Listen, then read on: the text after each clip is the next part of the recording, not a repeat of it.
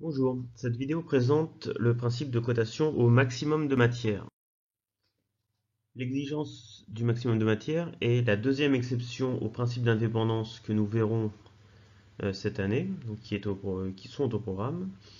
Donc c'est une cotation qui va relier une exigence dimensionnelle à une exigence géométrique. L'objectif étant de garantir l'assemblage de deux éléments, donc un élément mâle, un élément femelle, en acceptant un maximum de pièces bonnes. Le principe pour définir la zone de tolérance d'une pièce cotée au maximum de matière est de définir un état virtuel qui ne doit pas être dépassé, donc une enveloppe parfaite dans laquelle doit rentrer la pièce réelle. On parle aussi de calibre virtuel. Si les deux pièces, donc si la pièce mâle rentre dans sa forme virtuelle et la pièce femelle accepte aussi ce calibre virtuel, alors l'assemblage sera possible. Alors un exemple.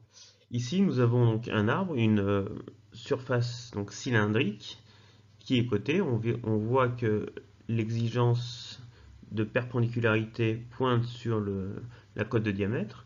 Donc si nous ne prenons pas en compte le signe M entouré à côté du tolérancement, l'élément tolérancé serait l'axe de la surface nominalement cylindrique.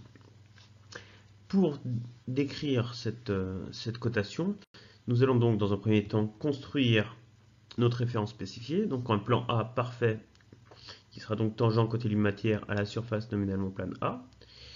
Puis comme nous sommes sur une exigence de perpendicularité, un axe perpendiculaire à ce plan A. Dans le cas du maximum de matière, il faut que l'exigence de perpendicularité, donc avec une tolérance de diamètre 0,02, soit respectée. Donc il faut que l'axe réel de la surface nominalement cylindrique rentre dans ce cylindre de diamètre 0,02. Donc au maximum de matière, nous pourrions avoir ce cylindre orange qui serait donc le cylindre le plus grand possible. Donc si on est sur un 60E7, le diamètre le plus grand serait donc 59,94 mm, avec le défaut maximum admissible. Donc ce cylindre-là serait accepté. Donc à partir de là, nous construisons un cylindre parfait perpendiculaire à notre référence spécifiée, qui sera notre calibre virtuel. Et donc ce calibre virtuel sera donc un cylindre parfait de diamètre 59,96 perpendiculaire au plan A. Le principe maintenant est que toutes les pièces pouvant rentrer dans ce calibre virtuel, donc l'association de mon plan A et de ce cylindre violet, seront considérées comme bonnes à condition que l'exigence dimensionnelle soit respectée. Donc je reprends mon calibre virtuel, et dans le cas où on est au minimum de matière, c'est-à-dire quand on aura un cylindre de diamètre 59,91, ce cylindre, pour avoir un défaut maximum avec une orientation donc par rapport au plan comme celle-là, et on remarque que le défaut de perpendicularité maximum sera ici de 0,05 mm, donc supérieur à 0,02. Donc, pour qu'une pièce soit bonne, il faut que la pièce puisse rentrer dans le calibre virtuel, donc ici l'assemblage de ma référence spécifiée rouge et de mon calibre virtuel violet.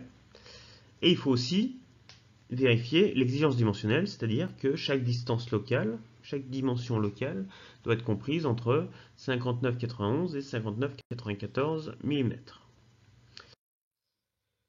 On peut représenter l'ensemble des pièces bonnes sur ce qu'on appelle un diagramme de tolérance dynamique. Donc en abscisse, nous avons le diamètre de nos cylindres et en ordonnée, le défaut de perpendicularité. Donc l'exigence dimensionnelle doit être respectée, c'est-à-dire que le diamètre, donc les dimensions locales doivent être comprises entre 59,91 et 59,94. Dans le cas où nous n'avons pas d'exigence au maximum de matière, il faut que les dimensions locales soient respectées et que le défaut de perpendicularité soit inférieur à 0,02 mm. Dans le cas où l'on cote avec une exigence au maximum de matière, on se rend compte que pour une dimension plus petite que le maximum de matière, on va accepter un défaut de perpendicularité plus grand. Donc on a tout ce triangle rouge donc, qui va nous permettre d'accepter plus de pièces que dans le cas où on ne code pas avec le maximum de matière. Pour le cas d'un alésage, le principe est le même. Nous construisons donc encore une fois notre référence spécifiée, notre axe orthogonal à notre plan A. Le défaut ici de perpendicularité qui est spécifié est de 0,03 mm. Et au maximum de matière, il faut faire attention, dans le cas d'un alésage, c'est quand le diamètre est le plus petit possible, c'est-à-dire quand on a un cylindre de diamètre 60. Donc 60 avec le défaut maximum, nous obtenons donc un cylindre orienté par rapport à notre plan A de cette manière-là. Et le calibre virtuel, ici, ne va pas englober notre surface cylindrique, mais doit pouvoir rentrer à l'intérieur de notre surface cylindrique, puisque l'on considère ici un alésage. Donc notre calibre virtuel, ici, aura un diamètre de 59,97. Donc nous allons voir ce que cela donne si on est au minimum de matière. Donc notre calibre virtuel est ainsi défini. Au maximum de matière, l'alésage aura, au minimum de matière, l'alésage aura un diamètre non plus de 60 mais de 60,046 mm. Et donc le défaut d'orientation, donc de perpendicularité, sera plus important. Ici, on aura un défaut de 0,076 mm. Le diagramme de tolérance dynamique. Encore une fois, il faut respecter l'exigence dimensionnelle, c'est-à-dire que les dimensions locales doivent être comprises entre 60 et 60,046. Dans le cas où on n'a pas d'exigence au maximum de matière, le défaut de perpendicularité doit être inférieur à 0,03. Dans le cas où on accepte où on code au maximum de matière, on va pouvoir accepter un défaut de perpendicularité allant jusqu'à 0,076 dans le cas où on est au minimum de matière, c'est-à-dire le diamètre le plus grand possible. Un exemple de cotation. Alors ici, nous avons non plus une spécification d'orientation, mais une spécification de localisation. Le 4 fois ici au-dessus de la spécification géométrique précise que l'on cote les 4 cylindres, les 4 allésages, pardon. Donc les 4 cylindres. Le maximum de matière est sur la zone de tolérance. Au maximum de matière, le diamètre de l'alésage sera de 8,01 mm avec un défaut de 0,1 mm. Donc en fait, le calibre virtuel ici aura un diamètre de 8 mm pour pouvoir rentrer dans chacun des alésages. Donc ici nous avons notre calibre virtuel. Et donc au maximum de matière, nous avons donc des alésages de diamètre 8,1 avec le défaut de localisation au maximum. Et au minimum de matière, nous pourrons donc avoir des alésages au minimum de matière, c'est-à-dire avec des diamètres de 8,2 mm. Et nous voyons que nous aurons des défauts de localisation allant jusqu'à 0,2 mm. Donc plus grand que les 0,1 mm de la spécification géométrique. Donc ça nous permettra d'accepter un maximum de pièces bonnes.